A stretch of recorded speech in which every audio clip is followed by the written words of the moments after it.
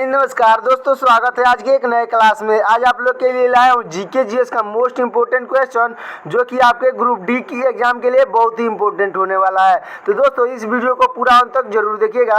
तो दोस्तों चलिए शुरू करते हैं। हमारा पहला प्रश्न है दोस्तों, भारत में थोरियम का सबसे बड़ा भंडार किस राज्य में है? दोस्तों भारत में थोरियम का सबसे बड़ा भंडार पूछा है, किस राज्य में है? तो आपका सही ऑप्शन हो जाएगा ऑप्शन नंबर सी, यानी कि केरल में है। दोस्तों केरल में थोरियम का सबसे बड़ा भंडार है। चलते हैं दोस्तों अगले प्रश्न की ओर। हमारा अगला प्रश्न है, भारत में टेलीविजन की शुरुआत कब हुई थी? दोस्तों भारत में टेलीविजन की शुरुआत कब हुई थी? तो सही ऑप्शन हो जाएगा ऑप्शन नंबर ए, यानी कि 1959 ईस्वी में। दोस्तों 1959 ईस्वी में भारत में टेलीविजन की शुरुआत हुई थी। चलते हैं दोस्तों अगले प्रश्न की ओर। हमारा अगला प्रश्न है दोस्तों, राष्ट्रपति को किस विधि से हटाया जा सकता है? दोस्तों राष्ट्रपति को किस विधि से हटाया जा सकता है? तो सही ऑप्शन हो जाएगा ऑप्शन नंबर बी, यानी कि महाभियोग से हटाया जा सकता है। दोस्तों राष्ट्रपति को महाभियोग से हटाया जा सकता है। चलते हैं अगले प्रश्न की ओर। हमारा अगला प्रश्न है दोस्तों, संसद का कौन सा सदन निम्न सदन कहलाता है? दोस्तों संसद का कौन सा सदन है जिसे निम्न सदन कहा जाता है? तो दोस्तों सही ऑप्शन हो जाएगा ऑप्शन नंबर बी, यानी कि लोकसभा। चलते हैं दोस्तों अगले प्रश्न की ओर। हमारा अगला प्रश्न है दोस्तों, संविधान सभा ने किसे प्रारूप समिति का अध्यक्ष नियुक्त किया था? दोस्तों संविधान सभा ने किसे प्रारूप समिति का अध्यक्ष नियुक्त किया था? तो सही ऑप्शन हो जाएगा ऑप्शन नंबर सी, यानी कि डॉक्टर भीमराव अम्बेडकर को। चलते हैं दोस्तों अगले प्रश्न की ओर। हमारा अगला प्रश्न है दोस्तों, संविधान को पारित किया गया था? दोस्तों संविधान को पारित किया गया था, सही ऑप्शन हो जाएगा ऑप्शन नंबर सी, यानी कि 26 नवंबर 1949 को। चलते हैं दोस्तों अगले प्रश्न की ओर। हमारा अगला प्रश्न है, शरीर में सभी कार्यों का नियंत्रण कौन करता है? दोस्तों शरीर में सभी कार्यों का नियंत्रण कौन करता है? तो सही ऑप्शन होगा ऑप्शन नंबर सी, यानी कि मस्तिष्क। दोस्तों शरीर में सभी कार्यों का नियंत्रण मस्तिष्क करता है। चलते हैं अगले प्रश्न की ओर दोस्तों।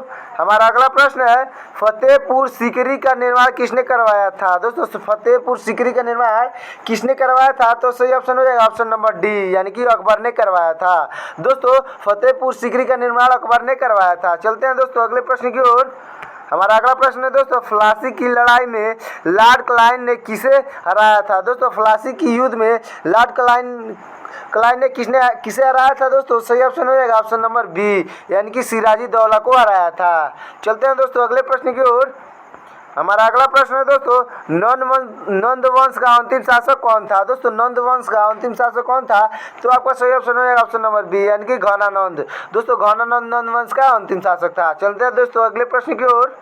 हमारा अगला प्रश्न है दोस्तों, पृथ्वी का एकमात्र उपग्रह कौन सा है? दोस्तों पृथ्वी का एकमात्र उपग्रह कौन सा है? तो आपका सही ऑप्शन हो जाएगा ऑप्शन नंबर बी, यानी कि चंद्रमा। दोस्तों पृथ्वी का एकमात्र उपग्रह चंद्रमा हो जाएगा। चलते हैं अगले प्रश्न की ओर दोस्तों।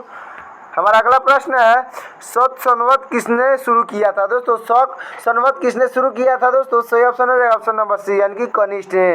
दोस्तों शक संवत ने को कनिष्ठ ने शुरू किया था। चलते हैं दोस्तों अगले प्रश्न की ओर। हमारा अगला प्रश्न है दोस्तों, योजना आयोग का अध्यक्ष कौन होता था? दोस्तों योजना आयोग का अध्यक्ष कौन होता था? तो सही ऑप्शन हो जाएगा ऑप्शन नंबर सी, यानी कि प्रधानमंत्री। दोस्तों योजना आयोग का अध्यक्ष प्रधानमंत्री होता था। चलते हैं अगले प्रश्न की ओर दोस्तों। हमारा अगला प्रश्न है दोस्तों, संविधान सभा की झंडा समिति के अध्यक्ष कौन थे? दोस्तों संविधान सभा की झंडा की समिति के अध्यक्ष कौन थे? तो आपके सही ऑप्शन हो जाएंगे ऑप्शन नंबर बी, यानी कि जेबी कृपलानी। दोस्तों जेबी कृपलानी संविधान सभा की झंडा की समिति के अध्यक्ष थे। चलते हैं अगले प्रश्न की ओर। हमारा अगला प्रश्न है, सबसे प्रबल औपचार्य कौन सा है? दोस्तों सबसे प्रबल औपचार्य पूछा है कौन सा है? तो सही ऑप्शन हो जाएगा ऑप्शन नंबर बी, यानी कि लिथियम। दोस्तों लिथियम सबसे प्रबल औपचारक है। चलते हैं अगले प्रश्न की ओर दोस्तों। हमारा अगला प्रश्न है, राष्ट्रीय युवा दिवस कब मनाया जाता है? दोस्तों राष्ट्रीय युवा दिवस कब मनाया जाता है? आपका सही ऑप्शन हो जाएगा ऑप्शन नंबर सी, यानी कि 12 जनवरी को मनाया जाता है। दोस्तों राष्ट्रीय युवा दिवस 12 जनवरी को मनाया जाता है। चलते हैं अगले प्रश्न की ओर। अगला प्रश्न है दोस्तों, सफ़ेद हाथियों का देश किसे कहा जाता है? दोस्तों सफ़ेद हाथियों का देश किसे कहा जाता है? तो सही ऑप्शन हो जाएगा ऑप्शन नंबर डी, यानी कि थाईलैंड को सफ़ेद हाथियों का देश कहा जाता है। चलते हैं दोस्तों अगले प्रश्न की ओर। हमारा अगला प्रश्न है दोस्तों, अगला प्रश्न है, और अगला प्रश्न सर शुरू करने से पहले दोस्तों आप लोग कमेंट में बताइए कि आपको कितना आंसर से पहले से मालूम है और कितना आपको अब सीखने को मिल रहा है। तो दोस्तों हमारा अगला प्रश्न है, अगला प्रश्न है दोस्तों, भारत में रबर का सर्वाधिक उत्पादन किस राज्य में होता है? दोस्तों भारत में रबर का सर्वाधिक उत्पादन किस राज्य में होता है? तो आपका सही ऑप्शन हो जाएगा दोस्तों ऑप्शन नंबर बी, यानी कि केरल में होता है। चलते हैं दोस्तों अगले प्रश्न की ओर। हमारा अगला प्रश्न है दोस्तों, पहला कंप्यूटर किसने बनाया था? दोस्तों पहला कंप्यूटर किसने बनाया था? तो आपका सही ऑप्शन हो जाएगा ऑप्शन नंबर सी, यानी कि चार्ल्स बेबे।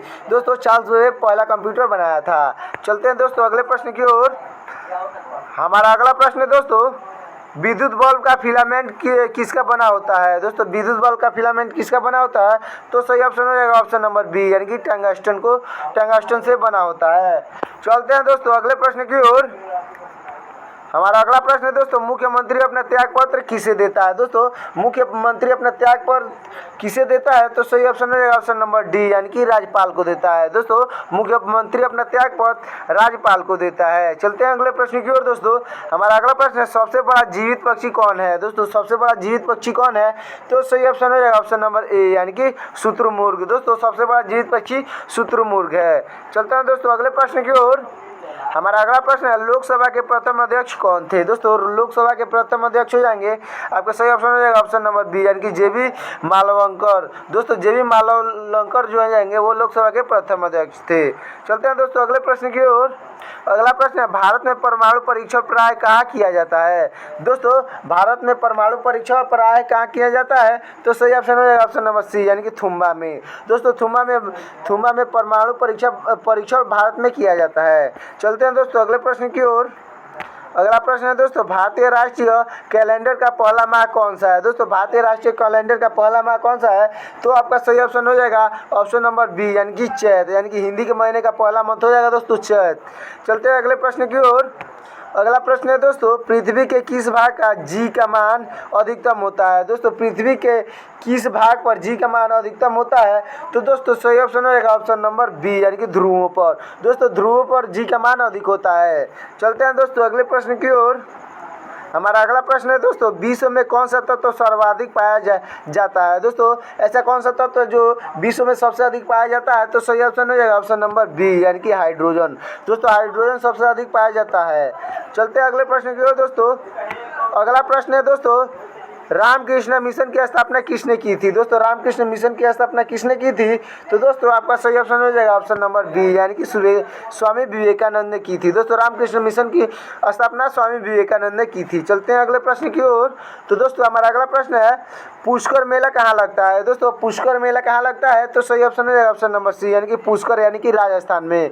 दोस्तों राजस्थान के पुष्कर में लगता है। चलते हैं दोस्तों अगले प्रश्न की ओर। हमारा अगला प्रश्न है दोस्तों, भारतीय नौसेना का मुख्यालय कहाँ स्थित है? दोस्तों भारतीय नौसेना का मुख्यालय कहाँ स्थित है? तो आपका सही ऑप्शन हो जाएगा ऑप्शन नंबर डी, यानी कि नई दिल्ली में स्थित है। चलते हैं दोस्तों अगले प्रश्न की ओर। हमारा अगला प्रश्न है दोस्तों, नर्मदा नदी का उद्गम स्थल कहाँ है? दोस्तों नर्मदा नदी का उद्गम स्थल कहाँ है? तो दोस्तों आपका सही ऑप्शन हो जाएगा ऑप्शन नंबर ए, यानी कि अमरकंटक में। दोस्तों अमरकंटक में नर्मदा नदी का उद्गम स्थल है। चलते हैं दोस्तों अगले प्रश्न की ओर। अगला प्रश्न है दोस्तों, राज्यसभा के पहले सभापति कौन थे? दोस्तों राज्यसभा के पहले सभापति कौन थे? तो सही ऑप्शन हो जाएगा ऑप्शन नंबर बी, यानी कि डॉक्टर सर्वपल्ली राधाकृष्णन। दोस्तों राज्यसभा के पहले सभापति हो जाएंगे डॉक्टर सर्वपल्ली राधाकृष्णन। चलते हैं दोस्तों अगले प्रश्न की ओर। अगला प्रश्न है हमारा, दूरबीन का आविष्कार किसने किया था? दोस्तों दूरबीन का आविष्कार किसने किया था? तो सही ऑप्शन हो जाएगा ऑप्शन नंबर बी, यानी कि गैलीलियो ने किया था। दोस्तों दूरबीन का आविष्कार गैलीलियो ने किया था। चलते हैं अगले प्रश्न की ओर दोस्तों। अगला प्रश्न है हमारा, भारत में पहली बार मेट्रो कहाँ चलाई गई थी? दोस्तों भारत में पहली बार मेट्रो कहाँ चलाई गई थी? तो सही ऑप्शन हो जाएगा ऑप्शन नंबर सी, यानी कि कोलकाता में चलाई गई थी। दोस्तों भारत में सबसे पहले मेट्रो कोलकाता में चलाई गई थी। चलते हैं अगले प्रश्न की ओर। अगला प्रश्न है दोस्तों, फॉरवर्ड ब्लॉक की स्थापना किसने की थी? दोस्तों फॉरवर्ड ब्लॉक की स्थापना किसने की थी? सही ऑप्शन हो जाएगा ऑप्शन नंबर सी, यानी कि सुभाष चंद्र बोस ने। दोस्तों फॉरवर्ड ब्लॉक की स्थापना सुभाष चंद्र बोस ने की थी। चलते हैं अगले प्रश्न की ओर दोस्तों। अगला प्रश्न है हमारा, विश्व में अभ्रक का प्रमुख उत्पादक देश कौन सा है? दोस्तों विश्व में प्रमुख अभ्रक उत्पादन देश कौन सा है? तो सही ऑप्शन हो जाएगा ऑप्शन नंबर सी, यानी कि भारत है। दोस्तों विश्व में सबसे ज़्यादा अभ्रक का उत्पादन भारत में किया जाता है। चलते हैं दोस्तों अगले प्रश्न की ओर। हमारा अगला प्रश्न है दोस्तों, रेबीज के टीके की खोज किसने की थी। दोस्तों रेबीज के टीके की खोज किसने की थी, तो आपका सही ऑप्शन हो जाएगा ऑप्शन नंबर बी, यानी कि लुईस पास्चर ने की थी। दोस्तों रेबीज के टीके की खोज लुईस पास्चर ने की थी। चलते हैं अगले प्रश्न की ओर। दोस्तों हमारा अगला प्रश्न है दोस्तों, मुस्लिम लीग ने मुक्त दिवस कब मनाया जाता था। दोस्तों मुस्लिम लीग ने मुक्त दिवस कब मनाया जाता था। दोस्तों सही ऑप्शन हो जाएगा ऑप्शन नंबर बी, यानी कि 1939 में मनाया जाता था। चलते हैं दोस्तों अगले प्रश्न की ओर। अगला प्रश्न है हमारा दोस्तों, बंगाल विभाजन की घोषणा किसने की थी। दोस्तों बंगाल विभाजन की घोषणा किसने की थी, सही ऑप्शन हो जाएगा ऑप्शन नंबर बी, यानी कि लॉर्ड कर्जन ने की थी। दोस्तों बंगाल विभाजन की घोषणा लॉर्ड कर्जन ने की थी। चलते हैं दोस्तों अगले प्रश्न की ओर।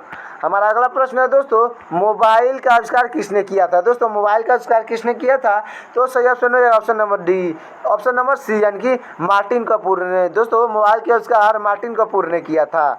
चलते हैं दोस्तों अगले प्रश्न की ओर। हमारा अगला प्रश्न है, रॉलेट एक्ट कब पारित हुआ था। दोस्तों रॉलेट एक्ट कब पारित हुआ था, तो आपका सही ऑप्शन हो जाएगा ऑप्शन नंबर सी, यानी कि 1919 में। दोस्तों रॉलेट एक्ट 1919 में पारित हुआ था। तो दोस्तों ये वीडियो कैसा लगा कमेंट में जरूर बताएं, और साथ ही साथ और वीडियो अच्छा लगे तो वीडियो को लाइक कर दीजिए, और चैनल में नए हो तो चैनल को सब्सक्राइब कर दीजिए। मिलते हैं किसी और वीडियो में, तब तक के लिए जय हिंद।